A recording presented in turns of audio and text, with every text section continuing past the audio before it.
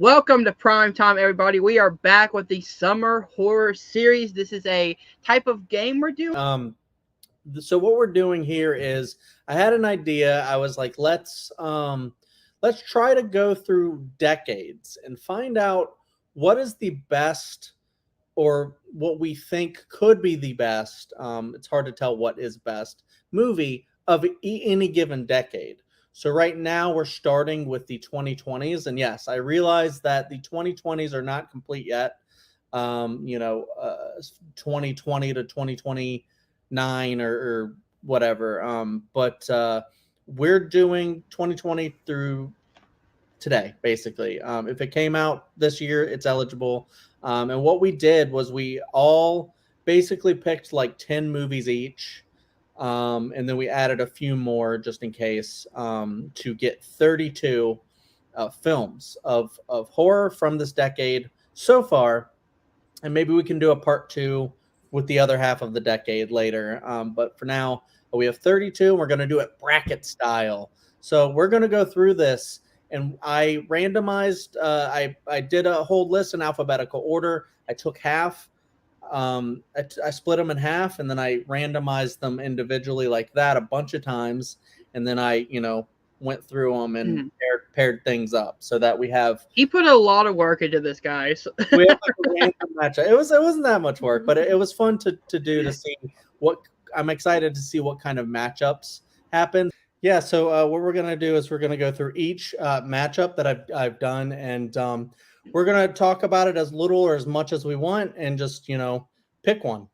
All three of us each get a vote, and 2 out of 3 wins the matchup. However that works, because only one thing can win, and we're gonna do that until we have one movie. You guys probably know how brackets work. I'm not going to sit here and explain the concept of brackets. We're going to try to do this throughout like all the decades if possible. But right now we're trying this out. We've done it in other channels before. Shout out to the Movie Hero Network where we got the idea, because they're great guys doing a bunch of different brackets and tier rankings and stuff over there. Check that channel out. It's really great. Definitely. So let's see. We might have guests on later in other decades, but for now, it's just us three. Let's check this out. I'm going to share my screen, and we're going to try to figure out what is the best movie so far of the 2020s horror movie. Sorry. Ooh, that's gonna be tough, man. There's so many great movies just in the last 3 years. So excited to see how this shakes out. So the first matchup is A Quiet Place Part 2 versus Candyman. Ooh. Who wants to start? You want to start, Hunter? Yeah, I'll start. I watched both movies in theaters, so I have, but I've only watched them once. So this is a very fair matchup with me. I haven't watched one more than the other. I love both movies. Me personally, I think I related more to Candyman because I like the story overall, and I think it took what made the original so scary and updated it and gave it, really good like commentary and horror, and of course the great Tony Todd. So I gotta go with Candyman 2021. All right, Carrie, do you want to go next or you want me to go? I'll go next. Yeah, this is tough. I think these I think same as you, Hunter, saw these both in the theater, I think around the same time actually. And only once each. It is hard because A Quiet Place Part 2, I did think emotionally held up to the first one, and I think it's just as good of a movie as the first one.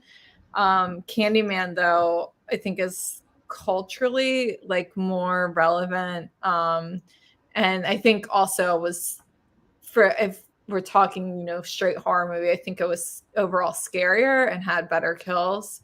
So I think I'm going to agree with you, Hunter, and say Candyman. All right. Interesting, because I would have went the other way.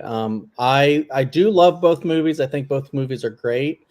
The reason I love A Quiet Place Part 2 so much is because I didn't know if it was going to be as good as the first one, and I think both are pretty dang incredible. So I'm thinking because I know I think they're doing like a series. Yeah, a TV series is coming out. Yeah, so if they do that and they do like a third one or something like that, I really think it could be the next like kind of great like horror franchise, like right up there with Scream and like Evil Dead and stuff like that basically have good movies.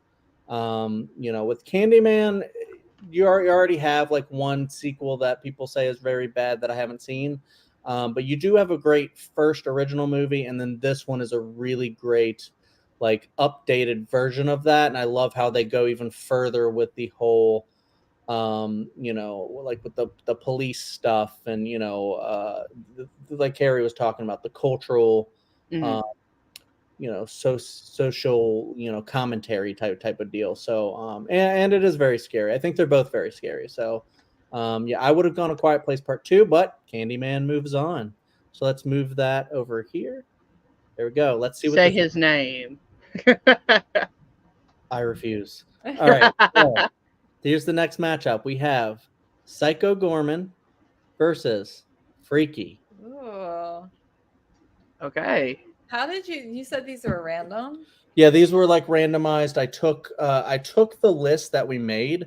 I did an alphabet. I put them in alphabetical order, and then I split them in half, and then I randomized that. Okay. I think Okay. I randomized the entire list first, so it wouldn't just be like the alphabetical order. You know what I mean? I randomized that, then I halved it, then I randomized them a bunch again, so it'd be just super random. Okay.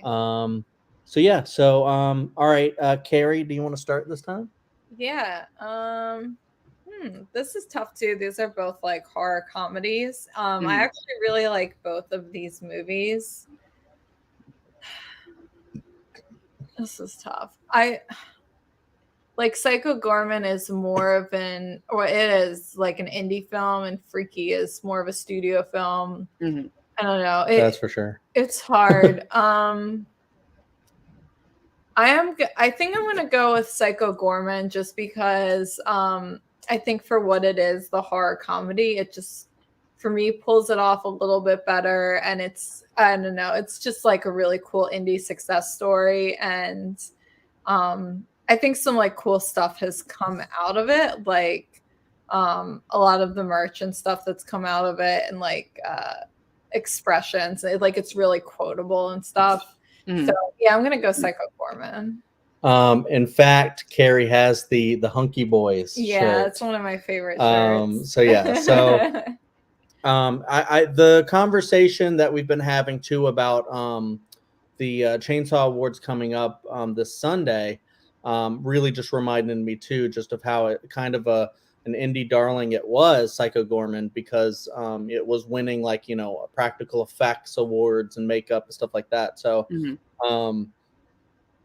I remember seeing it winning awards, and then I was like, I've heard only great things about Psycho Gorman, and I really loved that one. Freaky, I know there's a lot of people like Hunter who love this movie so much, but for me, I thought it was like kind of just taking from other movies that I like more and trying to do I think The Hot Chick is a better version of this movie than Freaky is. Do anybody remember The Hot Chick? With Rob Schneider? Yes. Yeah. I think I saw it once at a slumber party in like middle Rachel McAdams? Yes. Was that Rachel? Yes, it was indeed. And then had a Lawrence brother in it. Oh my God. And Adam Sandler was like a pot smoker guy. Yeah, I disagree with that statement wholeheartedly.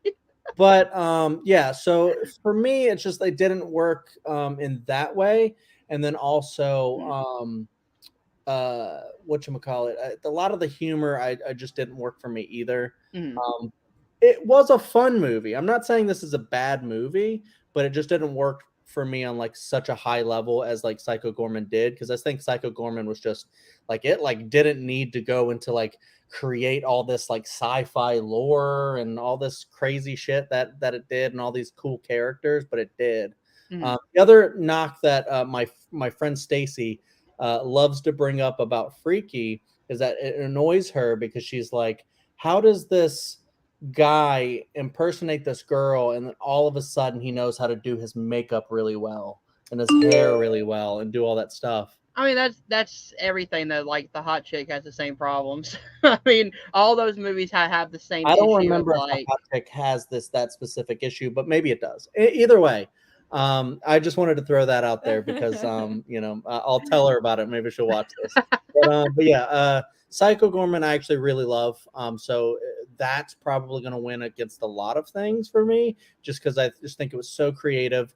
The little girl is really annoying, but like in a very funny way. So I could see her turning somebody off, but for me, it's just oh, so Dawn is what you're saying. huh. I said, oh, so a Dawn is what you're saying. Kind of, yeah, a little bit. Yeah, actually, you're right. He's talking about Buffy, of course, because Sorry. he turned the Hunter into a Buffy fan, which makes me incredibly happy. But yeah, I love Psycho Gorman. I just think it's like really great as a horror comedy. So that's gonna move on. Oh, wait, no, Hunter, you have to talk. Yeah. Yeah, I have never seen Psycho Gorman. It's been on my Please bucket check it list. out. Please I, check it out. I have to check it out. I have Shutter now, so I'll probably watch it either tonight or tomorrow one. So yeah, I would have gone with Freaky probably because I just haven't seen Psycho Gorman. Yeah. Yeah. You want to say why you love Freaky? Because I know you love it a Sure. lot. I mean, I think the whole idea of what why can't I think of the dude's name who directed this? Oh, Christopher Landon. Christopher Landon. I think what's great about his films is that he takes from like things you wouldn't think are like could be horror, like Groundhog's Friday. Day in Oh yeah. Happy Death Day or Freaky Friday with Freaky, and he adds such great like commentary a little bit because like in Happy Death Day it's about a mom and a daughter connection. In Freaky it's about kind of learning about how to grow up and how to like kind of be more confident in yourself, which Catherine Newton's character actually learns how to be more confident while she's the killer. I think some of the kills in the movie are amazing, like the cryo chamber cheerleader scene where she's holding the phone and all of a sudden she comes out and bust her like her whole frozen body bust on the ground. There's some great lines like I'm gay, you're black, we're both screwed. I love that line so much. Just this is a very fun movie, Freaky. I can see why people wouldn't like it, but to me, it hits in that range of like guilty pleasure, like a Happy Death Day or Happy Death Day 2U, where it's like this is not serious. It has serious moments, but it's it's there to have fun, Yeah. overall. And I think Vince Vaughn just does an incredible job in this film. I was just about to say, like, after you were done, like Vince Vaughn, I think is the best part of the movie. He goes all out, man. Yeah, and it's really fun when you have like actors like Vince Vaughn and Jack Black who can play like convincing like little Girls, well, not little, but teenage girls. yeah. But yeah, this is actually a really cool matchup too because they're both very similar, like horror comedies. So, but yeah, Psycho Gorman moves on. Please check it out, Hunter, and everyone else who hasn't, because it's kind of a small movie, but it's so funny. It's really good. All right, moving on to Swallow and The Hunt. All right, I'll start with this one. This one's interesting because Swallow what we saw recently, and that was a really cool movie about like Pica. It's more of like a horror thriller kind of, but I threw this on the list because I remember really liking it. It had like commentary about toxic relationships and wanting to be something else for your spouse's family and trying to fit in where you might not belong or might not want to belong. It's a very kind of like Don't Worry Darling kind of movie, even though I haven't seen that one, but it's they're very similar kind of premises. And I really liked it and thought it was very creepy, and I think it was very hard to watch for Carrie a little bit because of Yes. eating stuff. Sorry, you're not on the screen Sorry, for most I of this. keep sucking out of the screen. And then The Hunt, I just remember The Hunt is a really fun movie. Is it a Betty Gilpin? Yeah, she stars in it. She's incredible in this. You wouldn't think that, because she was just in like that Glow show or whatever, and then she in this, and it was like, oh, she's like a leading woman in movies. And I thought it was really fun. I like the political commentary that's in it. It doesn't just hammer one side like a lot of people thought and were trying to get it canceled and stuff like that. Like there's a whole story. It was a whole thing about this movie, man. It was insane. With I think Trump even was commenting on it and stuff like that at one point. But yeah, it's not what you think. Maybe watch the movie before you start trying to, slam it down or something like that. Just watch the movie first, is what I say. But yeah, God, this is actually really. The clothes that touch a newborn's delicate skin deserve gentle care. Use Dreft to pre-wash so you're ready for baby. And for every wash after that, too. Dreft is the #1 pediatrician recommended baby detergent. The bracket thing has ads. Yeah. Can you mute that tab? Actually, maybe. I feel like it's an option. I don't want to close it. Oh. I was like, is mine going off somewhere? All right, yeah. So just cut out after this. Count back. I like that you're now getting newborn ads. Sorry. Yeah. True. Yeah, this is actually really tough. I do really like both of these movies.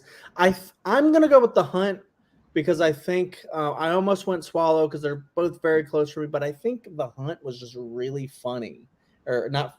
Well, it was funny, but it's also very fun and a really cool concept. And also Macon Blair's in it, and I love Macon Blair. So I vote The Hunt. Hunter. Yeah, I've never seen Swallow. A lot, like some of these movies I've seen, and most of this bracket I've seen. There's a few on here I've not seen.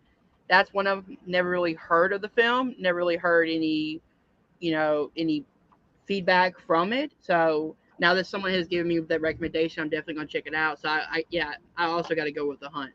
I just think the Hunt is a movie where it makes fun of both sides. It doesn't favor a side, and you come to the realization that picking political sides just makes everyone an asshole. You're right. And you're just okay with it.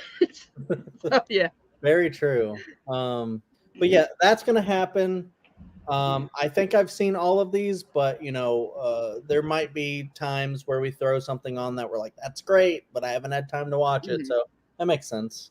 Carrie, what do you think? I'm also gonna say The Hunt. 3 for 3. Swallow is good, but like Chet said, it was hard for me to watch. Like I can watch most horror stuff, but actually like people eating stuff that they're not supposed to like it's like my thing I will turn away from. So this was actually like a difficult movie for me to watch. But I do think it's like a really interesting take on like kind of the perspective of a woman who's kind of trapped in a relationship and trapped in a pregnancy. The Hunt though is just really fun, and to me it's just the more rewatchable and kind of overall I think the better movie for the reasons you guys were saying. Yeah, and it's not just like marbles and stuff like that she eats.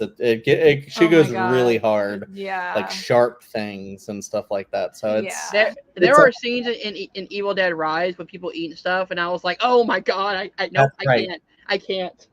Something like that, except that is a little bit more stomachable, I think, because it's almost. A demon. Yeah, and it's like almost so over the top. Yeah.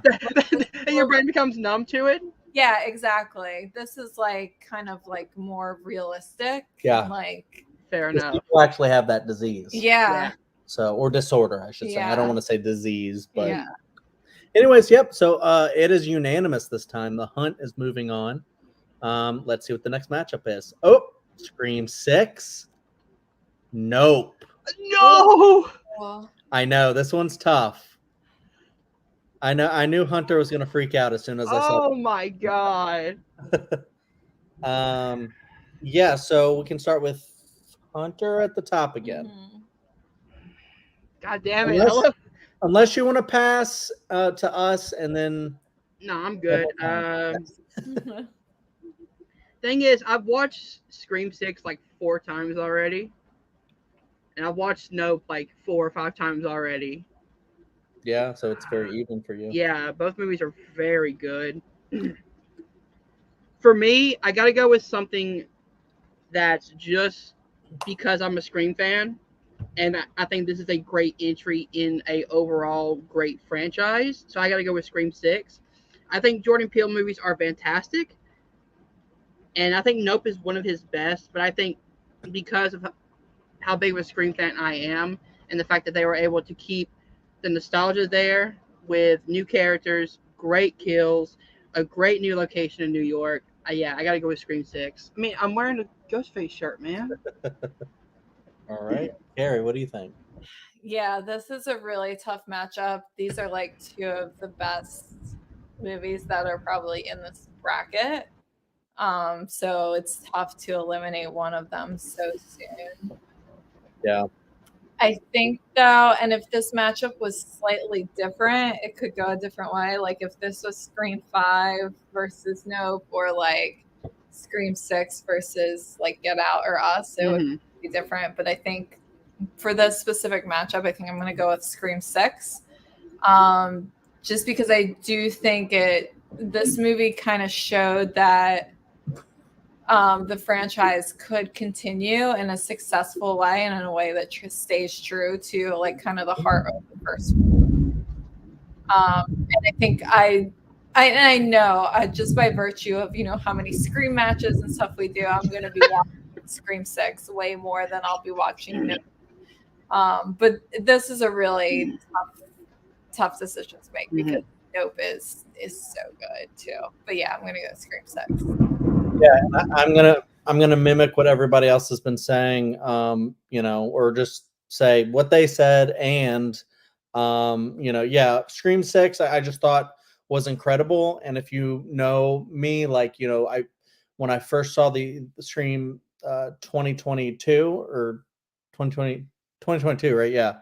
When I first saw that, I really liked it, and then it went down for me. And then Scream 6 came out, and it like made me see more of Radio Silence's vision for the franchise. And as big of a fan of Scream 2 that I am, you know, a lot of the nods to that and stuff like that just really made me. And they were like trying to, in a very meta fashion, you know, make fun of like the whole, not make fun of, but like, you know, have fun with and parody like a lot of the you know, the franchise as a whole. And I just thought it was like really brilliant in a lot of ways like that. Nope is also brilliant because it's like Jaws, with like, you know, I won't say much more unless yet, because if you haven't seen Nope, but Nope is a very good movie. I love every Jordan Peele movie. And yeah, like Carrie said, if this was Get Out versus Scream 6, then it would be easily Get Out. But you know, it would. Get Out's like one of the best movies ever made. Yeah. So I would slightly lean towards Get Out, but it would be harder for me. It wouldn't be as easy. Yeah, no, I'm not saying that. Oh, it'd be that Scream 6. You know, but I'm just saying, like, you know, that's kind of like because Get Out is such at a high bar. Yeah, exactly. I'll also say Scream 6 made me more confident in Radio Silence than I was leaving Scream 5 as well. That's exactly. Like I was confident in Radio Silence because I love Scream 5, and then Scream 6 came out. I was like, it topped Scream 5, and that's what you want directors to do in every one of their movies. Yeah, and I think that's incredible because, you know, Hunter and I disagree a little bit on Scream 5, but since we can agree with Scream 6, I think that's just so incredible. So, I'm also moving on Scream 6, even though my vote didn't matter there at the end. But yeah, I adore everyone's vote matters. And with Scream 6, I haven't seen it again yet, so now I'm excited to revisit it. Paramount Plus, baby. I watched it like 3 times already. Nice.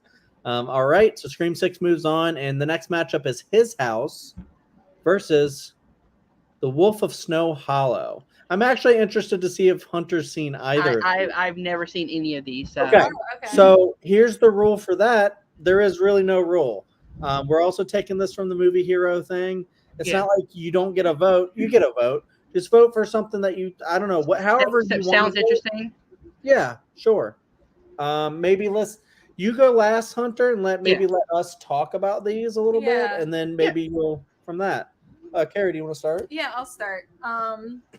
Yeah, His House. These are both indie films. His House is a film about immigrants who come over to the UK and kind of them dealing with their trauma and using the supernatural as like a metaphor for their trauma. And I think the messages in the movie are really good. Like it's like a really interesting perspective to have as the basis of a horror movie. It's also like one of the scariest films in the set. So I would definitely, if you're looking for scares, especially if paranormal stuff scares you, definitely recommend it.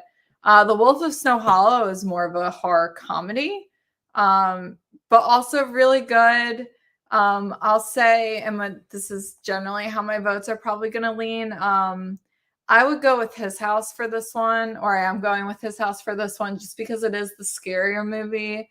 I think in some ways it's I think both have really good metaphorical messages, but His House, I think, is just such a unique perspective that it's just kind of a little bit, I don't know how to word this, but it's kind of, for me, more of an interesting perspective.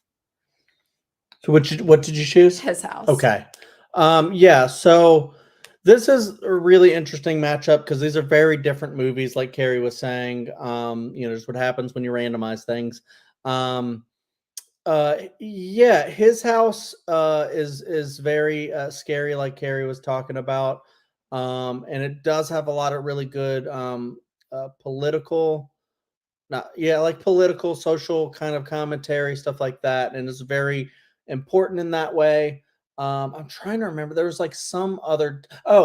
His House reminds me a little bit of about like the Babadook, where it like takes like something like somebody's actual like fear of something, and it manifests that into like a horror scenario type of thing. Yeah.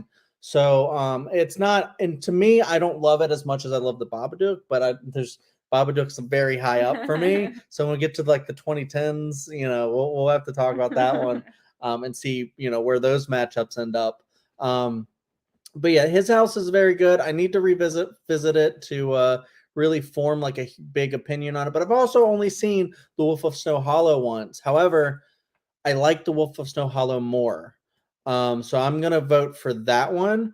And I think it's because I tried to look up the director. Jim Cummings. Thank you. Because he's like the director, the star, and he's very funny. I just like the way he talks and delivers lines. There's like a whole thing about him and his daughter, the whole story. And then I just love a lot of the wolf stuff that they do. And there's a big mystery with this one too. So it's scary, it's funny, and it I think it just accomplishes all of that very well with the mystery aspect. So I really like The Wolf of Snow Hollow a lot. And I remember watching that and I went like, that was really good, really funny. So I'm gonna go Wolf of Snow Hollow. So Hunter, you haven't seen either, and there's a split now. So you're gonna have to break the tie. Yeah. The one time it split. It's movies I've never seen. All right, so listening to both synopsis, I'm going off of what movie would interest me more to watch first, if that makes sense. Like I would probably watch both of them, but which one would I want to watch first? Right. And I gotta go with what is it? The Wolf of Snow Hollow. Just because I'm more into horror comedies more than I am supernatural films with very limited like not expectations. Knowledge of the film? Yeah, knowledge of the films. I'm going off of which one in the genre speaks to me more, and that's the horror comedies. Makes sense. Makes sense. That works. And these are both great movies. So watch them both if you haven't seen them. I think is a Netflix original, so Yeah. it should be on Netflix still. Okay, sweet. I'm not sure about Snow Hollow, but I think we had to buy on Blu-ray, but it was worth it. I want to watch it again. Yeah, we should watch it. What is with Netflix and having paranormal shows and movies with house in the title? Yep. All right. Wolf of Snow Hollow moves on to that one. I think we have more. Yep, we have The Menu versus great Terrifier 2. I saw this one, and my top 5 movies of last year. All right. Well, Hunter went last, so let Hunter go first on this one. Okay. God damn it! Both movies are so good.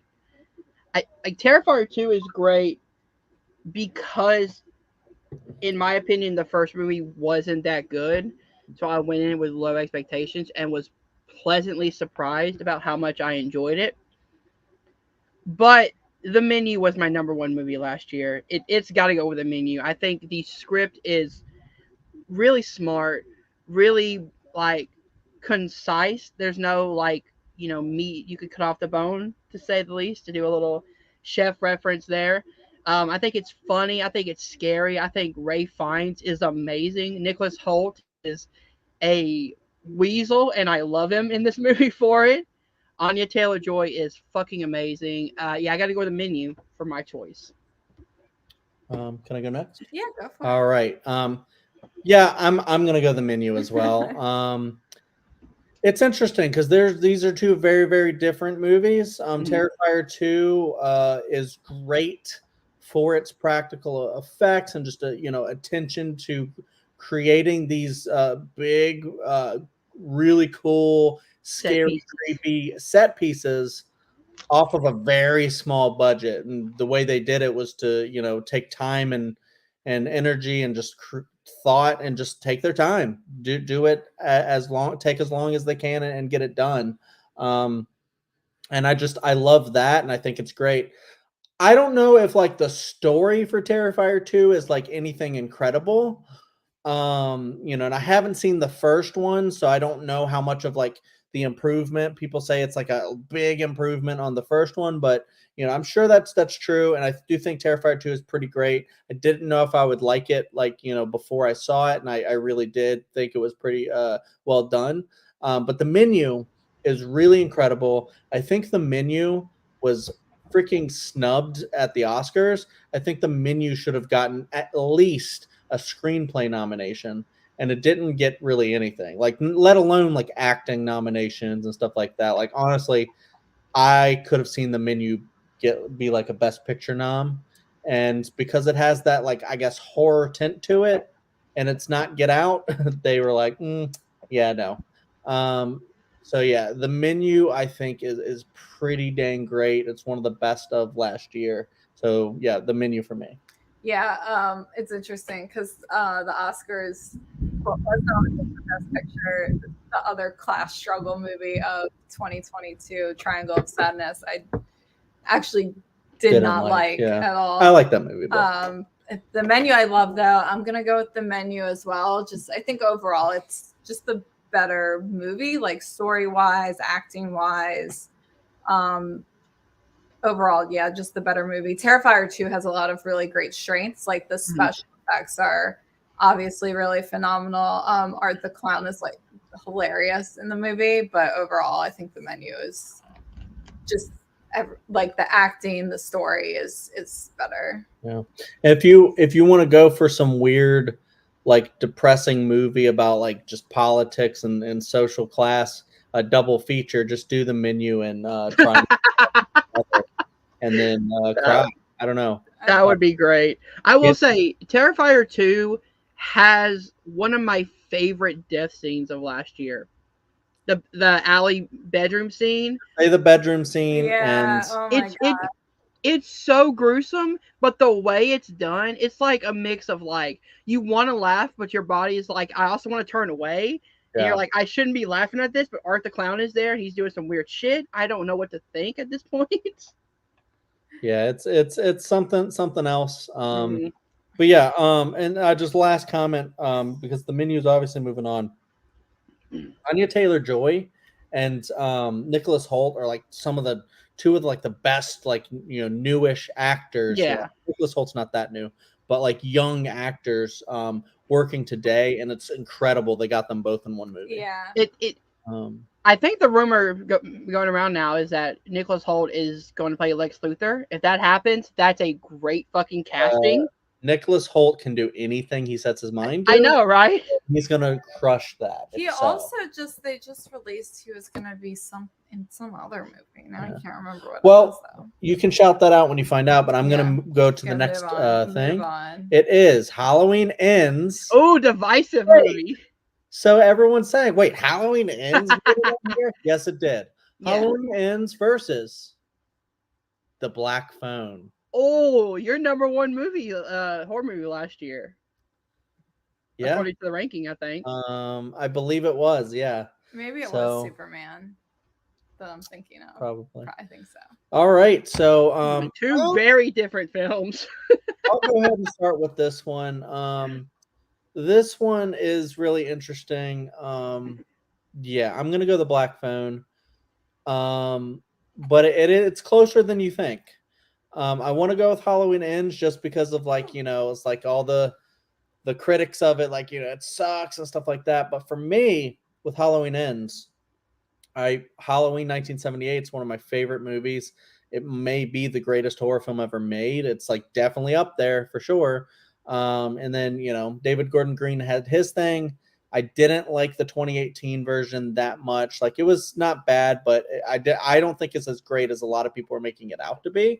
And then Halloween Kills, I thought was pretty terrible, except for what were their names? Oh, Big John, Little John. That was my favorite part. I want to see a Big John, Little John. Yeah. I want to see a Big John, Little John prequel. Yes. You know, it has to be a prequel for reasons. And yeah, sadly. And then Halloween Ends. I didn't expect anything about it and anything with it from it, and I was like, you know, pleasantly surprised because they made it kind of like a Season of the Witch type of deal, tint to it, and it was very different, and I really enjoyed that. But, you know, because it's not, you know, perfect, you know, it had to end the way it did, and, you know, do all that stuff. You know, I'll go with The Black Phone because I think The Black Phone is the more solid movie. I think that was like a very great horror movie.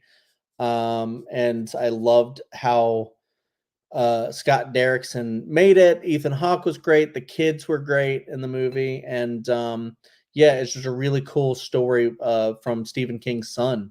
So yeah, I really dug The Black Phone. I'll move that on. Hunter, are you frozen? Oh, Carrie? yeah.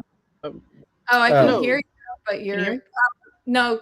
Oh, no, yeah, we can hear you, but you're... Are you able to drop out and come back in, Hunter? Yeah, let me try that.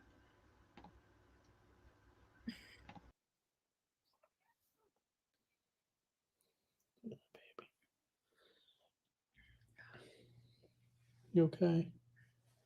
I think we're almost done with this half, and then we can kind of move on a little quicker. No, it's fine. It's not. It's just the chair. No, about the chair, but also. Yeah. Hello, can you hear me? Yeah. Yeah. Yep. You're great now. So cut back in, and then I don't know if you want to go. That's fine. Is it, or if unless you want to go? No, go ahead. All right, am I going or is Carrie going? It doesn't matter. You go and then Carrie. All right, 3, 2, 1. All right, so we have one vote for The Black Phone. It's Black Phone versus Halloween Ends. This is actually harder than expected because, like Chad and Carrie, I actually really enjoyed Halloween Ends. I think what made Halloween Ends rub people the wrong way is the fact that the marketing really made this movie seem like it was something different than it was. Yeah. If the marketing made it seem like a third entry in the David Gordon Green movie instead of the end of the Halloween franchise, as they kept saying, like, I think the movie itself is really good. I think people were expecting a lot more of Michael because they hyped it up as the end of the Halloween franchise. You know what I'm saying? Like Michael versus Laurie, one last time type thing, when that's not really what the movie was. Yeah. like at all. And the fact that it's like people are like, if it doesn't have a lot of Michael in it, it's not a Halloween movie. It's like, no, we've seen a lot of Michael already. Yeah. Why the hell do you need so much more? We got a good movie. Why can't you just see that? But anyways. Yeah, for me, between both of them. Comments. please don't fight us. We don't need drama. But yeah, I just think The Black Phone is one of the most uniquely original films of last year when it comes to like when you look at the aesthetic and you look at this feels like a Stephen King movie without being a Stephen King movie, and that's what I love about it. It has its own unique style of like, okay, like the Stephen King nods are there. Obviously, Joe Hill, son of Stephen King, wrote the book, but I think what Scott Derrickson does really well is bring his film work from Sinister, where it comes to like you see the grainy footage, and you see like the way he shoots the film of like the grainy footage and the the past stuff is really well. Ethan Hawke as a villain is something I never thought I would see, especially like this type of serial killer. Yeah. And he plays it perfectly. So I got to go with The Black Phone as well. I just think it's a better made movie, and it wasn't hyped up to be something that it's not. Yeah, and it's actually really scary. I mean, that's what Scott Derrickson does. Is he makes. I didn't expect it to be as scary as it was, with like things popping out and stuff. And I was like, oh my god, okay, yeah, this is the movie I'm in. But yeah, Carrie. Yeah, I'm also gonna go The Black Phone. Halloween Ends for me was a pleasant surprise compared to Halloween Kills, but I don't think it was even still. It wasn't for me. It wasn't a particularly good movie. The Black Phone I actually really like and is more my type of horror that I think is scary. Like slashers are really fun, but they generally don't scare me. Supernatural stuff is more what scares me. So The Black Phone to me was really scary. I think Scott Derrickson is like, this wasn't as scary as Sinister, but I think Sinister is probably one of the scariest films like ever, especially on a first watch. And with Sinister, I will say any like jump scares are nowhere near as scary as like the Super 8 footage that they show. Oh yeah, definitely. Like the kills and stuff. Oh yeah. Like I wasn't comparing like movies. I was comparing more of like his style of directing. Each movie felt the same to me. Yeah, I just wanted to note that because Carrie was talking about her love for Sinister and Scott Derrickson's direction. Yeah, and overall, like The Black Phone is like a really cool, like original concept. Like not original, like the book is or the short story is original, but making like something that's kind of like a new material versus an established franchise. Yeah. Hey, some may say Evil really did die tonight. I'm sorry, I had. But the original Halloween is scary. Yes, right? Yes. Okay. Because you're talking about slashers in general. I was like, okay, well, sometimes they're scary. All right. So what's the next one? We have more? I can see. The next matchup is Renfield. Oh, I love Renfield. Versus, do you love it more than Werewolves Within? If you've even seen Werewolves Within. I haven't seen Werewolves Within. I do like that the vampire and werewolf movie in random got. That's true. The Dracula and werewolf movie. All right, Carrie, you're last. Do you want to start first? Sure. Yeah, I'll start. Yeah, this is cool because again, another horror comedy matchup. So a little bit more like less like you have to compare apples to oranges. I'm gonna say I think I enjoyed Renfield a little bit more, so I'm gonna go with that. Werewolves Within is a really cool indie movie, and I think it's really fun. Overall, though, Renfield, like you have the acting talents of Nicholas Hoult and Nicolas Cage and Awkwafina. And I think they all just did such a phenomenal job in this movie. Both movies are really fun, but I'm gonna give the slight edge to Renfield. I'll go next, and then because I know where Hunter's going to go with this, so I'm going to give my love to Werewolves Within. But that was if I would have went first, that's where I would have went anyways. Werewolves Within. Renfield was fun. And I liked what they did with the whole narcissism concept and stuff like that, because people actually deal with people like that. And they took that and made it a whole vampire, like Dracula with his familiar kind of thing. And I thought that was really funny, really cool. It was fun to see Nick Cage as the Dracula, and Nicholas Hoult is always great. I already praised him earlier.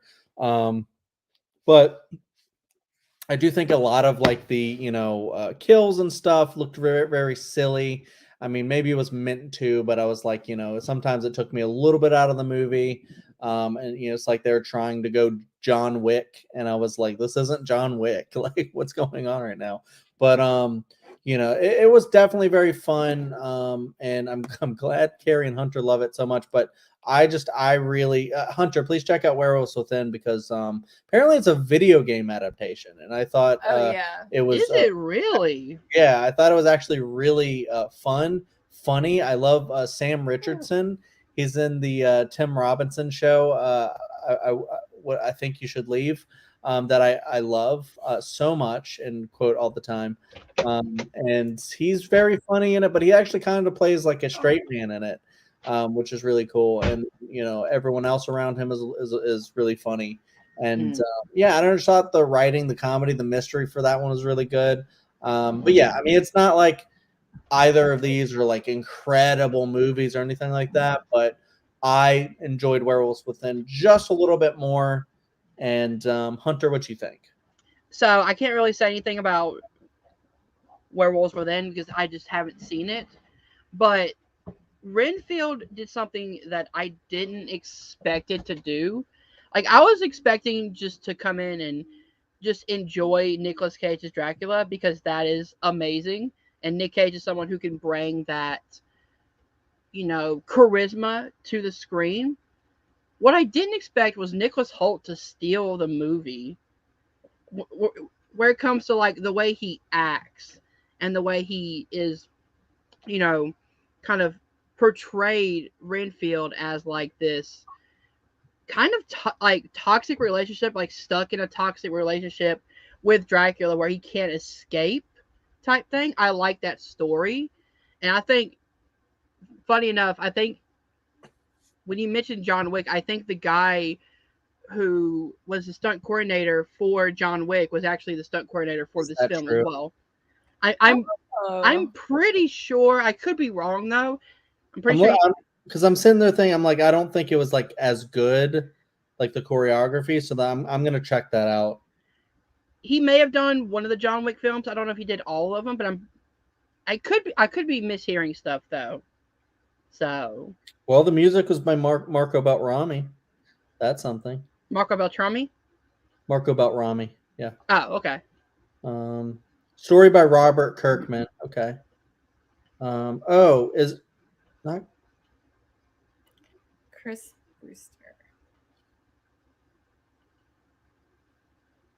I don't have to have a bunch of dead air for this. But Ed Stahelski wasn't behind it, so that's Okay. Anyway. So like Ant-Man and the Wasp, Black Panther. Okay, that's what it was. He worked on a lot of like MCU movies. Okay. Yeah. I actually really loved the beginning of Renfield. I'm not gonna ruin anything because the movie's still out, but how they kind of took some footage and then did something with Nicolas Cage. I think that was brilliant. I also like the Nick Cage references throughout the movie, like there's a reference to Face Off, which I love Face Off, so that's great. You've got also the connection of like Nicolas Cage being, I think his uncle, Francis Ford Coppola, directed like one of the best Dracula movies, Bram Stoker's Dracula, and now he's playing Dracula. It's like true. A family thing. I like that as well. I forgot about that relation. Yeah, true. Because Nick Cage is Coppola. He is indeed, yeah. And it was just funny because I remember after Renfield ended, I was like thinking, like, I think that's pretty good. I like that. That was pretty interesting. And then my mom leaned over to me and went, "That was stupid." Like, oh. Yeah, it's not for everybody, but as someone who loves Nick Cage movies, this is right down my alley. Absolutely, yeah. I honestly wish he was kind of even more in it, to be honest. But yeah. All right, so he also, the stunt coordinator for Renfield, was a fight choreographer for Daredevil, which does have really the show. Oh, really incredible fight scenes. Then I take it back, yeah, because Daredevil TV show choreography was incredible. Holy shit! All right, Renfield moves on. We're gonna go to the other side of the bracket. Scroll all the way up, and then we will go over here. I don't know why there's a poop there, but there's a poop. There's poop. Jay, you can say this bracket's poop. Hey, all right. So we have Last Night in Soho versus Bodies. Ooh, fuck. Yeah, that's a good. Because these are both good. So yeah, they are. You want me to start? I'll start. Start. All right. I think everybody knows what I'm going to say right now. I was waiting for it. It's incredibly. It can be done. In this list, I think there are movies that can take it away, but I adore Edgar Wright. I'm going to pick the Edgar Wright movie Last Night in Soho. I know it's a little divisive. There's not everybody loved this one. They were like, this is one of the weaker Edgar Wright movies. I think it's because it's like the giallo style, so it's not going to be for everyone. And I've heard other criticisms, stuff like that, but I really enjoy it. I think it's really fun. I love Thomas and McKenzie. I love Anya Taylor-Joy. And I just think it's just a really incredible story, talking about like, kind of sexual abuse and stuff like that. And like, how stars get corrupted and taken advantage of and trying to make their dreams come true and stuff like that. There's just a lot of really good stuff in there. Yeah, it just has everything that I think an Edgar Wright movie should have. And he crushed it with this one. So I'm going to go with that. But I also thought Bodies was so incredible that it actually kind of, for me, I was like quoting myself saying, Bodies was more of a Scream movie than the Scream movie that came out that year. Because it seemed, super original with, a bunch of kids in a house and you don't know what's going on. There's mystery. And I just thought like the dialogue and everything was incredible. This should be close. I thought about choosing Bodies because it's so good. And if it makes it, I wouldn't, I'd be like, okay, that makes sense. But Last Night in Soho, Edgar Wright, got to pick it. Love it. Can I go next? Carrie, yeah. Do you mind? No, go for it. Because as much as I really loved Last Night in Soho, I got to go with the movie that like I'm constantly quoting and constantly rewatching, which is Bodies. As you said, it feels like a modern day Scream movie back in the 90s in the best possible way. I think You're Silencing Me. You're Silencing Me is so funny. Or what is it? He's a Leo. That's very trustworthy. I need to watch the movie again. We've only seen it once in the theaters, but there's so many great lines, and the ending. I know a lot of people have problems with the ending of this movie, of Bodies. I loved it. It's so hilarious. What the? I just think what Bodies did very well was it encapsulated a generation like Scream did, whereas like it's super 90s, so you have these little traits of the 90s. This is doing like Gen Z, and they're not making fun of Gen Zers. Like it's like people are like they're actually people, and they're actually just talking and having fun and doing what they wanted to do at this party, but it's not making fun of them, which I love. I just think this movie is entertaining. It's funny. Yeah, I gotta go with Bodies for this one. Yeah. This is really tough. These are both fantastic movies. I think I am also going to go with Bodies though. I'm sorry, Chad. Okay, no, it's great. It's a great movie. I think overall, like Bodies is like the more fun movie. And I don't know, just for me, it just edges out Last Night in Soho a little bit. Just with the I don't know. I like Last Night in Soho was really good, but Bodies, I left the theater and I was like, that was incredible. That was so much fun. Like, Although it could change. Like last night in Soho, I've seen a few times now. Bodies. I only saw once in theaters, so it could change. But just kind of based on like my initial reactions to both movies, I'm gonna go with Bodies. I think what's great is like Last Night in Soho and Bodies are two totally different films, but they're both horror films. Yeah. Yeah. All right, so now we're going to move on to the next matchup, and we have Barbarian. Oh, very unique. Breakout kind of hits. Oh, yeah. Last year versus Men. This is a great pairing. It kind of is, yeah. Both came out in 2022 as well, which in my opinion is like the peak of horror. I'm going to say it right now. The peak of horror was 2022. Interesting. Ooh. Just because of the variety of different horror movies like Barbarian and Men in this same year. So, do you guys want to start, or should I start since I've already been? Start because you're already talking. So yeah. Go ahead. So I like both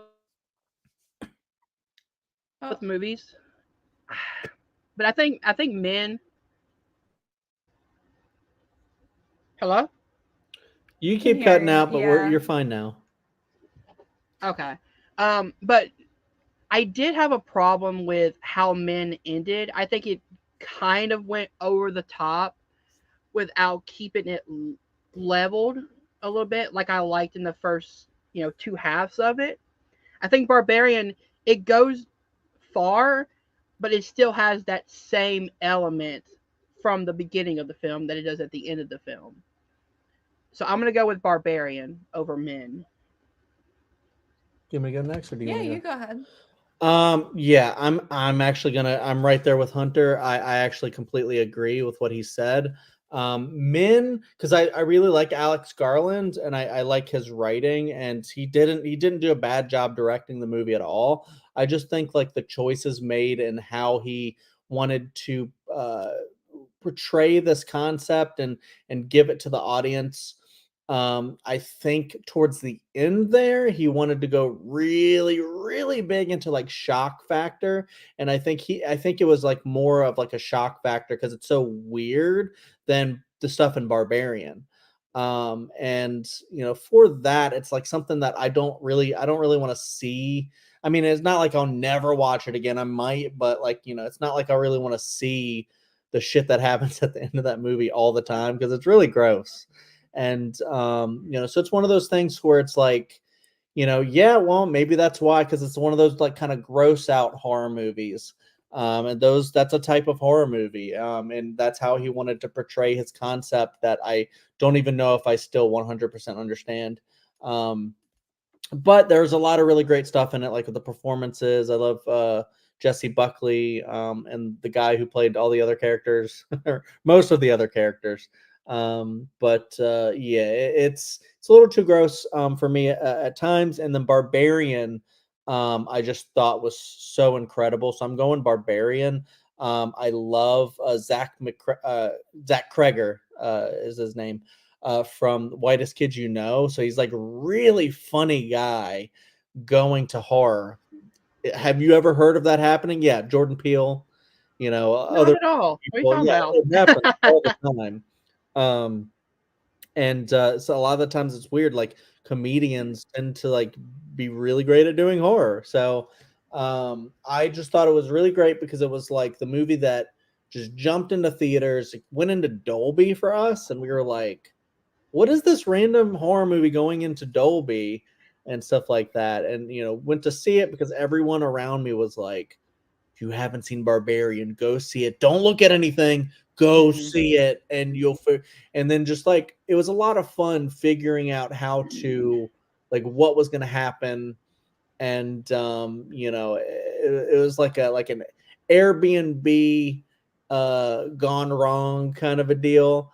Which hits close to home because Carrie and I like Airbnbs. And then it just like turned into something else. And also, if you like hear people talk about like the actual like, what the movie was symbolizing and stuff, I think it's actually kind of brilliant too. So yeah, Carrie, what do you think? I am gonna go with Men, even though it doesn't count. I thought wow, you would. interesting. She liked it a lot. I have said this every time we've talked about Barbarian, but like so many of the main characters' decisions in Barbarian just took me out of the movie. Fair enough. Although I did really like it, and I do think it was definitely one of the scariest movies. I will say it was scarier than Men. Oh no, actually, Men I thought was also very scary. It was actually a really good matchup. Both very scary. Men, I kind of like the metaphors a little bit more in the movie, and it kind of hit, I guess, a little bit closer to home for me. Like I could relate to it a little bit more. So yeah, and I will say both great movies. Yeah, and I will say I liked Men better than I thought I might. Me too. But yeah, Barbarian 2, I just wanted to add, also really funny. Like, oh my god, the joke with the tape measure. I was just gonna say all the Justin Long stuff I thought was amazing. really funny. He's such an oblivious piece asshole. Of shit. Yeah. So, all right, moving on to the next matchup, we have Pearl versus Pearl. If that's X. What? That's so random. I swear to God, I was like, wait, are we gonna get Pearl X matchup and then Scream 6 matchup? We didn't get it. I am very surprised that we got Pearl and X in the first round against each other. Yeah. I was surprised. I didn't do it, I swear. Carrie, you want to start? Yeah, I'll start. Hands down, this is X for me. Just overall, Pearl was a cool movie, but X I thought was scarier, kind of the cooler concept. I liked the kind of more 70s style of it. I really loved like the ending of X and the characters in it. Pearl is almost sometimes difficult to. I think Mia Goth's performance is probably better in Pearl. But I think overall, Pearl is almost difficult to watch at points because you kind of know who the character is and kind of, how crazy she is. And it can be a little like grating to watch someone self-destruct like that. Yeah. But overall, X is kind of just more like my style, what I enjoy a little bit more. Yeah, I'm gonna go next because I actually don't know where Hunter's gonna go with this because I know he likes both of these. I very much do. But I'm gonna say it's hands down Pearl for me, which I thought that's right. you would just know. That's right. You didn't like X that much. I forgot. That's the one thing is I was like waiting to see X because I didn't see it in the theaters. I ended up getting it on Blu-ray before it was streaming or anything like that. Like, let's watch X now. I've heard so much about it. And so like I heard like about like the themes and all that stuff before I even saw X, and the themes didn't really play into that movie for me. I didn't really care about any of them. It just seemed like it was just mostly just people having sex and then kills, and that's all it really was. And I kind of hated most of the characters in it. Not Pearl or Maxine. I didn't hate them. Well, I mean, I hated Pearl because she was killing people. But I was about to say what? But I didn't hate Maxine, is what I'm saying. Like, I liked Mia Goth in the movie, her both parts. And when I was watching it, I didn't even know that was Mia Goth. Me neither at first. So I now liking Pearl. I definitely want to go back soon and watch X and just like rewatch both. And like a double feature kind of deal. Look out for a lot of Easter eggs. I'll say that. I'm excited for that. Knowing it's a trilogy, knowing that Maxine's gonna be so good this year. Ty West is just a really good director because I like House of the Devil quite a bit as well. That's a great like slow burn. But X to me, just wasn't. Even though it did kind of recapture like that style a little bit, like everybody talks about, but for me, it's just like it made me just rather go see those other movies. Because this one I just didn't really like that much about it. I was like, that was it. It just ended. There was nothing else to it. And then Pearl, I thought was like art. I thought it was incredible. I love the monologue that's just transfixed on her face the whole time. You have a different character who's sitting next to across from her, and she's in one state of mind at the beginning of the monologue and then completely different at the end, and it just totally changes. And I just love seeing her, like, you know, desire to be something, to be famous, and, you know, get away from that town and her parents and all this stuff, you know. And yeah, she was crazy. It is hard to watch, like Carrie said, sometimes. But I just thought this, like, really it was a great showcase of acting for Mia Goth. You know, it's kind of like an Oscar level performance there with her. And yeah, I just thought it was an incredibly, like, artistic, very well made movie that made me want to go back and revisit X and be like, am I off with X? Because most people seem to like it. So yeah, what do you think, Hunter? Be the tiebreaker here.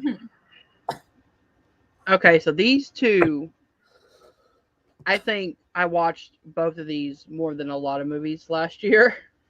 Just because, like, I wanted to see the connections between Pearl and X, see the Easter eggs. So I went back and watched both of these at least 3 or 4 times. I'll say this. Pearl is amazing because of Mia Goth and the surroundings that she is in. And, like, I think what makes Pearl great is that the movie Pearl great and the character is that as you see her slowly decline, yeah, it's hard to watch. But what's great about Mia Goth's acting is that you can't turn away from it. Like, you're engaged in the film because of her acting, and it elevates this. But X, man, I think what X does really well is, as Carrie said, it blends characters that I personally like. I mean, I can see why Chad and some people would not like some of these characters, but I think it gives these characters more fleshed back stories and, like, development over your normal 70s, you know, Texas Chainsaw Massacre characters. To me, at least, like I can see their struggle. I can see why they're doing it. I think the scene with them in the couch, you know, in the living room area, and they're talking about, you know, why they're all in this situation. Pretty much, it's all because of, you know, the whole movie, you know, of X and Pearl is wanting to be famous and wanting to grasp that while you're young, because when you get older, you know, as they said, you're gonna be too young to fuck. You're gonna be too young to do all the stuff that you want to do. You know, that you can do when you're younger, and that them being so young and doing what they're wanting to do, and then you go and see Howard and Pearl, and you're like, oh, like, that breaks my heart too, because Howard and Pearl, you could tell they had something, and, like, they were real, like, they're still really in love with each other, but Pearl misses that touch that Howard gave her that he can't give her anymore. I think the whole idea of, like, the young characters and the old characters of Pearl and Howard interact so well, and especially that split scene cut with Brittany Snow, and then it shows Pearl taking off her makeup. I think there's a lot of hidden, like, meanings in the movie that if you watch it again, Chad, I think you may end up seeing the undertones of it. But I mean, I completely see why you don't like some of the characters' decisions. To me, I love all the characters. I got to go with X. I just think it has everything in a horror movie that I personally look for. You're muted. Yeah, and I'll rewatch it with, like, that in mind and everything. But yeah, it really didn't work for me on that level. Mm-hmm. I like Pearl a lot more though, so, you know, maybe I'll like X because I like Pearl. So we'll see. But yeah, X moves on, and then we'll go to the next matchup, which is Smile versus The Night House. Very interesting. Very, very similar movies about, like, trauma and stuff. Like, especially like how each of the movies deal with trauma, I would say. Very true, actually. Wait. I'll go first on this one. Is that okay? Yeah. Okay. Yeah, that's fine. This is very interesting because I think both movies are very good. Smile was actually kind of like a come from behind success, whereas I don't think many people saw The Night House, which is very sad, because it has a great performance from Rebecca Hall, And I also just think it was a very well made movie. It's one that I really want to revisit soon because I really, really liked that one. I just thought it was like really incredibly done. And Smile, same. And actually, thinking about this, I know where Carrie's going to go with this vote. It's very obvious, but I'm going to go slightly with Smile here, just because Smile, I thought was really, really well done. It took a concept that could have been just so bland and generic, like, oh, their Smile, okay. And that's exactly when I saw the trailer for what I thought it was going to be, was some dumb movie. Truth or Dare. Smiling, yeah, something like that. And I just thought it was going to be so generic. And then I saw it and I was like, oh, there's actually like some deep shit in here. They're talking about trauma. They have one part in the movie that I absolutely hate, but you can tell which part that is. Hunter already knows. With animal stuff. But I also, it has Kevin Bacon's daughter, which is really cool. I think she has the workings of being like another like scream queen kind of a deal. She was really incredible in it. And yeah, Kyle Gallner too is very great in it. So yeah, I really thought it was a great elevation of what could have been a really dumb concept and made it actually into something really interesting and deep. Whereas The Night House, like I said, was really well done. More people should have seen it. If that makes it, I'm not mad. I think both of these are really great. Who wants to go next? Carrie, you can go. Okay. Yeah, like Chad said, he knows where I'm going with this. I'm gonna go with The Night House. I think Rebecca Hall is one of the best actors working today. And she gives every single movie, even something like this that's never gonna get her nominated for an Oscar. She just gives it her all. I think her performance in this is incredible. Like Chad said, both are like really great metaphors for trauma and grief. For me, The Night House just pulls it off as an overall metaphor a little bit better. Something that's a little frustrating to me is sometimes in horror movies, a metaphor is set up, but then it doesn't work kind of on both levels, like the straight horror movie level and then the metaphorical level. So where the Babadook did it perfectly? Yeah, and I think The Night House does it perfectly. Smile does it actually really well. And like Chad said, I was also really pleasantly surprised by how deep Smile was. I think there's a couple things though with Smile that just like the one part Chad mentioned, I really did not like. We'll skip it, just like to John Wick. Yeah. And then for me, the ending of Smile just was a little bit like obvious. And I think it kind of lost itself in the ending, and setting up kind of a potential sequel and, having a traditional like horror movie ending. So yeah, overall, like I won't be mad, like Chad said, if Smile makes it. But for me, The Night House was just like one of my personal favorites. Definitely fair. Rebecca Hall, I just remember she's a director too now. She made that movie Passing about someone who's African American but can pass for being a white person. And that's what the movie's about. And that's actually Rebecca Hall is kind of in that. Yeah, I think she did an episode of I think it was on like, I don't know, she found out like I think it was on like an episode of something. Her ancestry. I don't think she knew she was. Maybe I'm misremembering, and I'm sorry if I am, but I don't think she knew she was part Black, and then like learned that, and then she made the passing as kind of her reaction to that. It fooled me. I haven't actually seen it, but we should watch that because I've heard that sounds very like intriguing to see. Yeah. Hunter, what do you think about these two movies? I love both of these movies, man. I'm leaning towards The Night House only because when I watched Smile, I had watched Barbarian a few days before, and Smile was great, and then it gave me almost the same kind of ending that Barbarian had. Okay. Because Smile has been out for a while. I think we can kind of say it kind of spoil a little bit here. It's the same giant creature type thing. And I'm like, in Barbarian it works because I wasn't expecting it. In Smile, I was like, I just saw this in my last movie the last horror movie I was watching, and the fact that they came out so close to each other, like, because Barbarian came out like I think a month or two before Smile did in the theaters as well. The Smile is really great, and it has some really great moments and really great scares, and I think the dealing with trauma and suicide and things like that is done very well. I just think, as Carrie said, I think The Night House sticks that landing, and it's a movie that I'll never watch again, but because it was so powerful and the movie, the way it ended, hit me so hard that it's hard for me to watch it again. So I'm gonna go with The Night House. Oh, interesting. Interesting.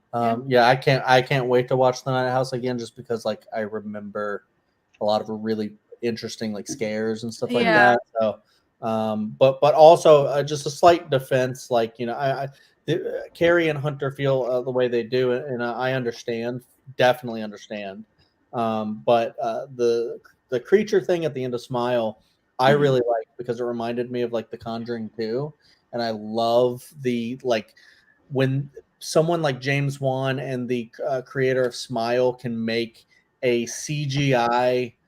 Well, no, actually, I'm sorry. The tall man in The Conjuring 2 is not CGI. No, it's practical. It was very practical. Mm-hmm. But I think the creature in Smile is probably CGI. I think it was a mixture of both, actually. I think it was part CG, part practical. That's what I'm thinking, is because I thought it looked incredible. So, but anyways, I just wanted to add that. But yeah, so The Night House is moving on. Not mad at that because it was so freaking good. Guys, please check out The Night House. Yes, so please. We have Deadstream versus Prey, and we have another ad or something. Two movies I haven't seen. Oh, okay. Interesting, Hunter. So I think I know what both of them are about, though. So I'm actually interested to see where Carrie's going to go with this. I started last time, so Carrie, you start. Yeah, I'll start. Yeah, this is a good matchup. I think these are both fantastic movies. Definitely recommend both of them. Prey, I think, was on Hulu. Yes. And just should have been in the theaters, but it was Hulu. Yeah. Deadstream was on Shudder.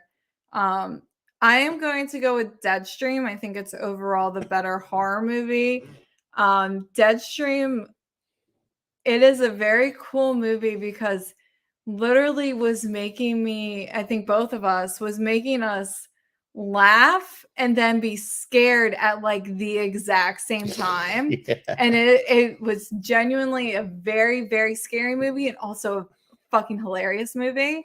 And it is, I've never like gone so quickly from scared to laughing and vice versa as I have with that movie. Yeah. And because a lot of horror comedies, they have some scares, but it's mostly, they're using horror as a platform for the comedy. And usually most horror movies, they might have like, non-horror comedies might have a joke here or there and otherwise be scary. This pulls both off so well. It's incredible. So I'm going to go with Deadstream, but that's not to say Prey is so good. I think it's the best Predator movie. I don't care. I don't think Predator is a good movie. Wow. You can come fight me. I don't care. I think the Predator is actually the scariest in Prey. Maybe that's just because it's newer, but I think the design is really cool. And just the main star and the dog and Prey are all really, really fantastic. And, that they made this movie with, indigenous people to actually are, promoting representation in that way. That was really phenomenal. So it's a tough choice, but I just think overall, if we're just going straight, like what's the better horror movie, for me, it's Deadstream. Yeah, so I'm actually Deadstream for me 100% here too. The Predator's classic. I don't love it as much as a lot of people, but it's not a bad movie. But I just wanted to get that out of the way.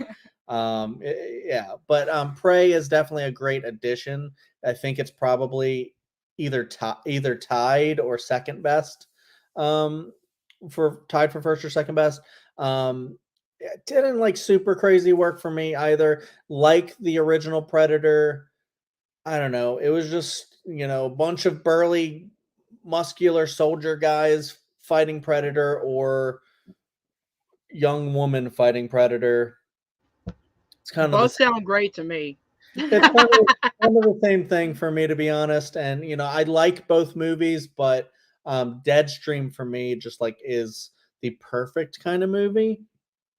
I love recommending this to people because it's so everything Carrie said, she nailed it with what she said, is that it's perfect horror, perfect comedy.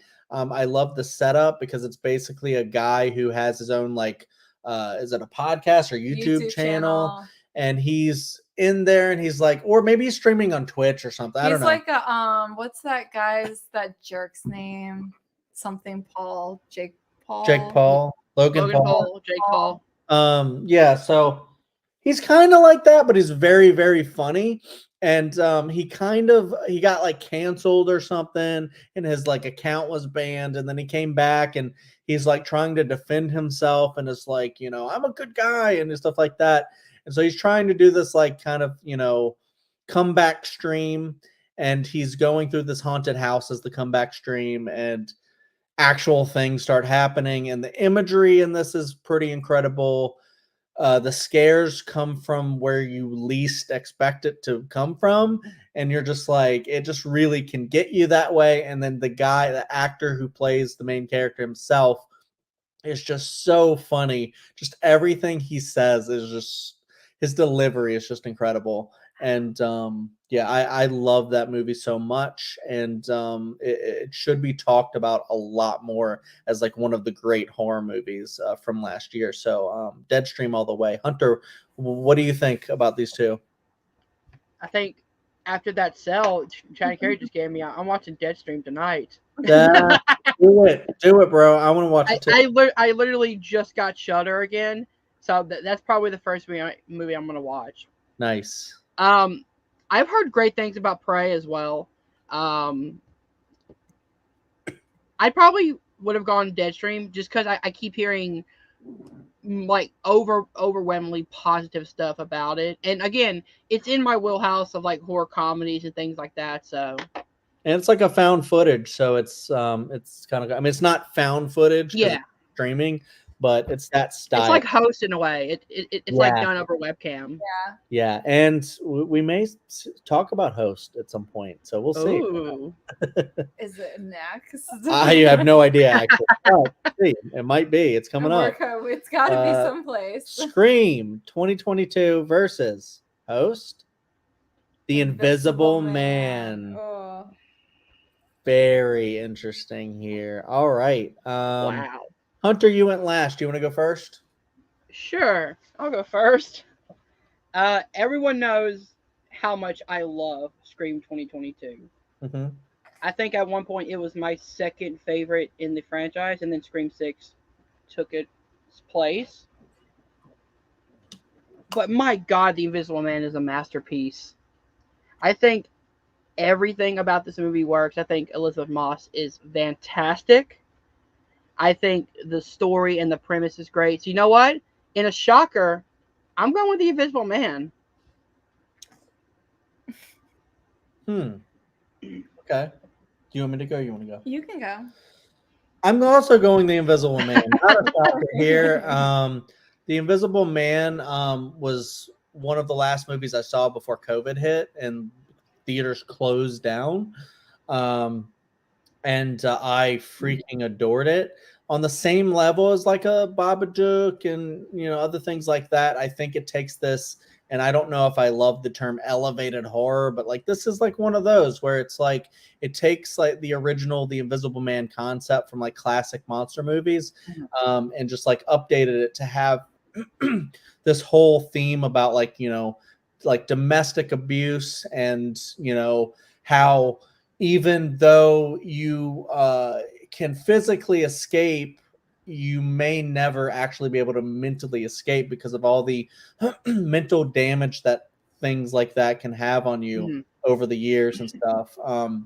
Elizabeth Moss, this movie should have been nominated for Best Picture. She should have been nominated for Best Actress. It's like a Toni Collette and Hereditary performance to me. And anybody who doesn't see that, I just don't understand. Check the movie out again, or you could just have your own opinion. I don't know, but I think this movie's freaking incredible. Just all of the scares are really good. It takes a little bit for an actual scare to happen, so it's a little bit of a slow burn. It like sets stuff up and then it gives you like a scare. But like I think that initial scare that happens is incredible because you're just like kind of waiting for that to happen. But I like that. I like when it sets things up and then instead of just jump scare every 5 seconds or whatever in a movie. Just the performances are incredible. It takes you by surprise. There's a character arc, which is great. And I don't know, it just shot so well. Lee Winnell, man, that dude went from a guy I was like, he's not good. And then it turns out like he's one of the best directors I've ever seen. Holy shit. Upgrade and then this. Please give me another movie soon. Yeah, Upgrade is amazing too. Yeah. So yeah. But also, I had a lot of writing credits in Saw and stuff like that too, and Insidious. So, but he's really good, and just I love that movie so much. Scream 5. I like more. I've been on a roller coaster. You have been to the biggest ups and the lowest downs. I really liked it, and I never hated it. Yeah. But I've always been like, I don't understand why people go, this is like the best or the second best or whatever. I think it's cool that a lot of people love it. But yeah, Scream 6 did a lot to elevate that for me, and I'm excited to revisit both of those a lot more. But yeah, most things against the Invisible Man is probably not going to win, but we'll see. Yeah, The Invisible Man, like you guys said, it's a masterpiece. It should have been nominated for an Oscar. And on top of all of that, it is genuinely a scary movie. So definitely The Invisible Man. Is that it? Okay. Yeah, that's it. All right, moving on to the next thing. It is Malignant. Yes. Speaking of James Wan versus super original Host. Hey, there's Host. Talk about two completely different movies. Yes, you're correct. Carrie, do you want to start? I know where you're going with this one. So okay. I'm gonna go with Host here. Actually, I thought it was one of the scary. I talk about this a lot. I've said a lot of these movies are like the scariest one on this list. But this is another one that I thought Malignant's really fun, but to me it wasn't really. It does have some good scares in it, but to me it kind of just gets crazy giallo and less scary. Host, to me, it's a tight 60 minutes. It's filled with scares. It might be shorter than that. I think it's exactly an hour. It might be right at an hour. Okay. Yeah. And Host is just more like, I think giallo and stuff is really fun. But like paranormal stuff is always gonna, to me, be, that was kind of like my first love in horror and the thing that scares me the most. So for me, it's gonna be Host. Malignant is also such a really cool. Yeah, it is also paranormal, but in a different way. In a very different way. And Malignant, it's such a cool concept, and it leans so well into what it is, and it's so fun. I'm so glad that James Wan did this film and took the direction he took with it, and actually wasn't afraid to go the places this film went. But if we're just evaluating like what I liked more, it's going to be Host. Cool. Me or you, Hunter? Can I go next? Sure. Because as much as I love Host, and I think it's a really tight hour, and I think a lot of stuff happens, I freaking love Malignant, man. I think what James Wan does is he shows his passion and love for giallo films and gives it this like kind of American twist to it. And because all the way through Malignant, I'm trying to guess. Like I'm trying to be one step ahead of the movie. And when I first watched it, I could not. There was twists and turns the whole time. I think Gabriel is an insanely creative and scary new villain. I like the themes that Malignant has on like, kind of the attachment to family and things like that. I gotta go with Malignant, but Host is also a great movie. So either way, it's a win-win here. Yeah. Cool. Yeah, I'm siding with Hunter here slightly. I do think they're both good, but yeah, I like Malignant a lot more. Just because, and Hunter, you're doing the thing where I can hear you, I think, but you're frozen. Yeah, it's storming at my house right now. Yeah, if you I'm want trying to get. If you want to try to drop out and come back in, that's fine. Or if not, you can just be frozen. It's not a big deal. But yeah, Malignant. Let me try to hop out one more time. Okay. Malignant, I did think was pretty incredible. I love that. I don't know if I want to wait for Hunter to come back so I can hear my thoughts. He'll watch it back and edit it. I thought that Malignant was pretty incredible because I love how divisive it was, and I thought that a lot of people really didn't like it, and a lot of people loved it. I fell into the loved it camp, and I just loved how it was both. I just loved how it was both. Am I good? Yeah, you're good. I loved how it was both scary horror, but also like a fun action movie at the end there, and just like the choreography of that, I thought was pretty incredible. Yeah, so even though it's very divisive, I kind of love divisive films when I fall onto the I loved it kind of a deal. Halloween Ends a big example. Exactly, that's another one. So. It's one of those things. But yeah, I thought James Wan just was like, oh wait, you're gonna give me a blank check? Here we go. I'm gonna make my own movie, kind of. That was his. All right. I did all the Conjuring movies. I'm doing this one. Yeah. That and I made Aquaman. So let's. More importantly, Aquaman made $1 billion. Do whatever you want, James. You're right. So yeah. Anyways, I love Malignant. Host, I thought was great.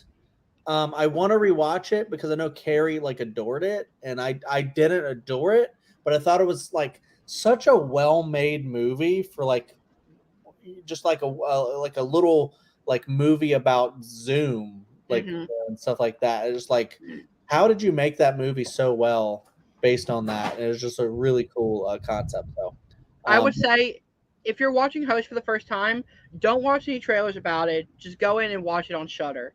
Yeah. Shudder original, because that's what I did during the Halloween season. Made it so much better because I didn't know what the movie was about. Yeah. Sorry, we're watching these cats be crazy as hell. What the hell are y'all doing? Just chasing each other around. All right, so I believe Malignant moves on. That is correct. Thank you, Hunter. Now, let's see what the next matchup is. We have. Okay, I forgot to explain this. Okay, so it is these two. We have the Fear Street trilogy. Yes. Versus Evil Dead Rise. So the reason why we did this is because we were going through, there's a lot of movies we wanted to include, and we all felt weird just including one of the Fear Street movies. And then we were like, well, we'd have to get rid of a couple other good movies to include all three. All three. So we were like, let's just cheat a little bit and just have the trilogy. Well, I mean, it's not really cheating because you can't watch one of them without seeing all three of them. That's kind of true, and that Hunter made that case saying it's kind of one big movie just released in 3 parts. So it's kind of true that it's one big story. And I don't want to say my thoughts here, but that's what we're doing, and that's going versus Evil Dead Rise. I will just say my thoughts real quick since I'm already talking.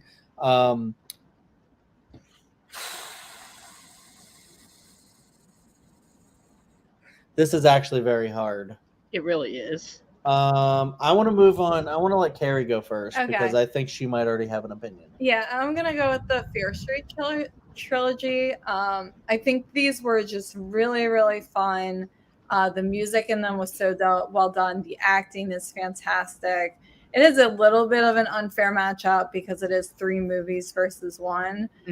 But I just think each I love that these 3 movies like kind of, you know, it took the 90s style of like kind of Scream type movies. It took the 70s style of slashers, and then the 1666 is kind of, you know, The Witch, movies like that. The Witch, you know, just like kind of general like Salem, Massachusetts stuff.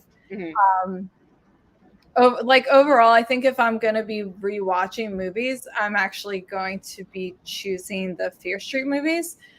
Evil Dead Rise was really fun, really gory. I actually would say it's probably ranked fourth. How many movies are there now? 3, 5. There's 5. So this would be, I think, 4th for me in the franchise overall. The Evil Dead franchise, I actually like the 2013 remake a little bit better. Is Army of Darkness last? Army of Darkness is last. The Dead Rise was really cool, but I actually think overall I liked the Fear Street movies a little bit better. All right. Hunter, do you want to go next, or do you want me to go? I can. So to me, Evil Dead Rise may be my second favorite of the franchise, only because I like the change it took. Not only being in a skyrise building, you're kind of more claustrophobic, but I like the detail of like focusing on the family aspect of it, which I think is what 2013 did very well. It focused on the brother and sister aspect of it. It focused on, it gave it more, I guess, more like heightened scares, because you kind of, like me personally, I like the family. I like the kids, I like the mom, so I didn't want to see anything bad happen to them. So when it did, it kind of affected me. But again, what's great about the Fear Street trilogy is really it encapsulates all of horror.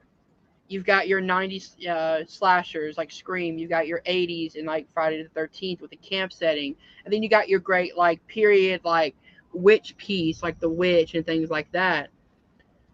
So for me, I got to go strictly because I like all 3 movies. I got to go with the Fear Street movies. Excuse me.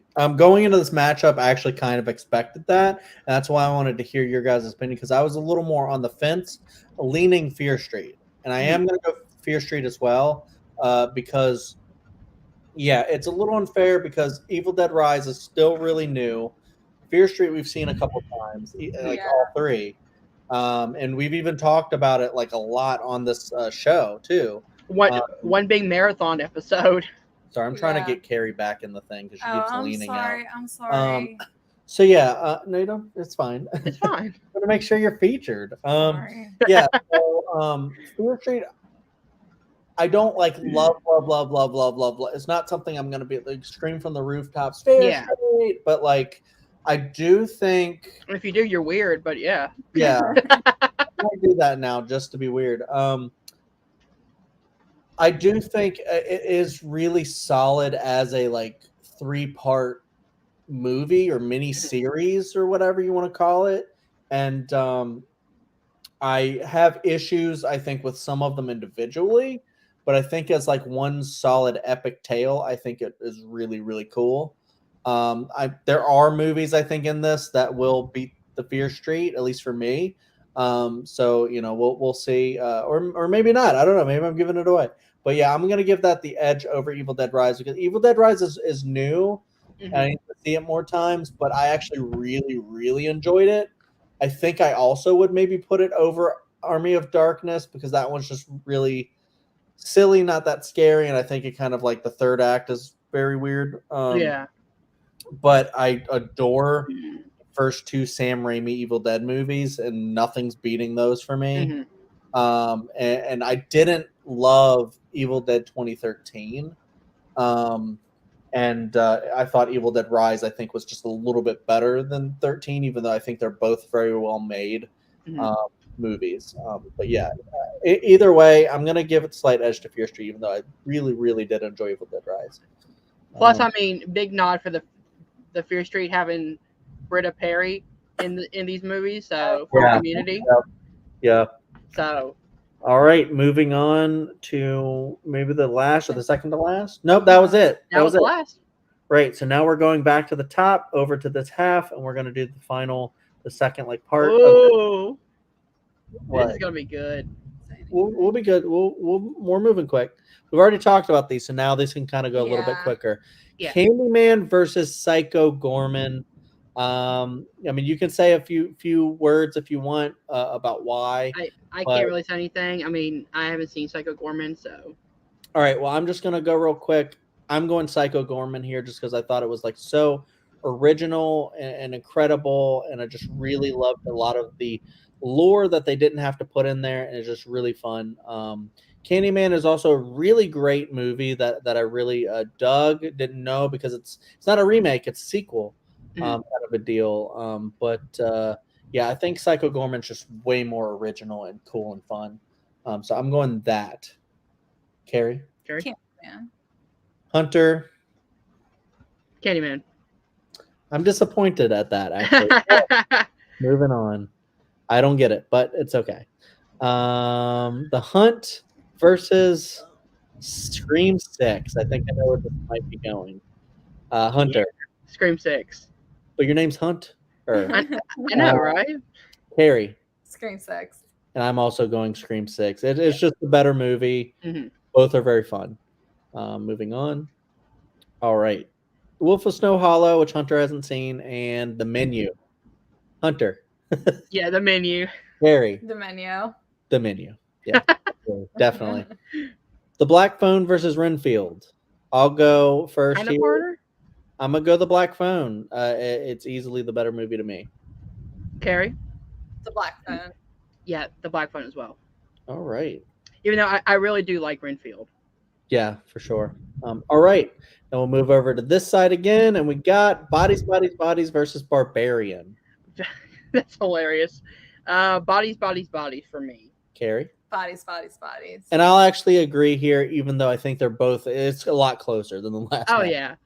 I really hope a Scream movie and Bodies is in the finals. That would be amazing. That could happen. We'll see. It depends on the matchups. All right. So we have X versus the Night House. Carrie. This is going to be harder. Because me and Carrie both love X. The Night House. Easily the Night House. I think I'm also going to say the Night House. Yeah. See, I would have gone X, but yeah. No complaints here. It's very close. Yeah. Deadstream versus The Invisible Man. Ooh. The Invisible Man. Deadstream's fantastic, but The Invisible Man we've all said is a masterpiece. I'm for The Invisible Man. Yeah, The Invisible Man. Okay. Check out both if you haven't seen them. They're great. Malignant versus Fear Street Trilogy. Damn. I'm going to go Malignant. I did not expect that. Street. I'm also going to go Malignant here, actually. I like that movie a lot. I love Malignant, man. So now, oh yeah, that's right, because the other Scream didn't move on. So now we still have we have just Scream 6 in the mix still. Yep. All right, so now we have Candyman versus Scream 6. Scream 6 for me. Carrie? Yeah, Scream 6. Same. I would agree with that. Scream 6. The Menu versus The Black Phone. Oh my god. I got to go in The Menu. It was my top 4 movie last year. I'm also going The Menu. Also The Menu. It's very, very close. Very close for this one, yeah. Yeah. All right. And then we'll move over here. And then we got Bodies versus The Night House. I got to go Bodies. I just have more fun watching that one over and over and over again. Hey, Carrie. I also am going to say Bodies. I didn't know what to expect from you because I know how much you love The Night House. But yeah, I probably would have given that slightly to Bodies, but on a different day, The Night House. It's one of those. The Invisible Man, Malignant. This one has to be The Invisible Man. I'm sorry, Malignant, but yeah, The Invisible Man is just a way better movie. 100% agree here. Yeah, The Invisible Man. Yeah. Two great directors, James Wan and Lee Winnell. Lee Winnell. Partners. Yeah. They work together all the time. So that's great. here we have a great matchup. But yes, I don't think Lee won the here. vibe James Wan. I don't think that James Wan was going for the same vibe. As No. Lee No, not at all. No. All right, so now we have final matchups. So final four we have Scream 6. I don't know why actually. Now I'm saying it doesn't say Scream 6. Sorry. I did a foreign Yeah. version. How do you even say that? Scream. No, it's bigger now. We can notice it. Yep. Scream 6, The Menu, The Invisible Man, and Bodies, Bodies, Bodies. But for now, we're focusing up here. Great movies. Scream 6 or The Menu? God damn. I'll go Scream 6 here. I think I'm also gonna go Scream 6. Hey, that's fine with me. That gets my Hunter with Split. Yeah. Yeah, I was split.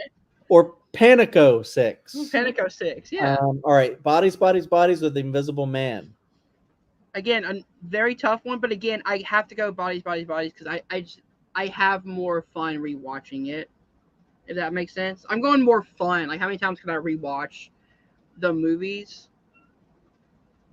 But like again, like The Invisible Man is a masterpiece. So to me, I'm going Bodies, Bodies, Bodies just because I can watch it more times. Understood.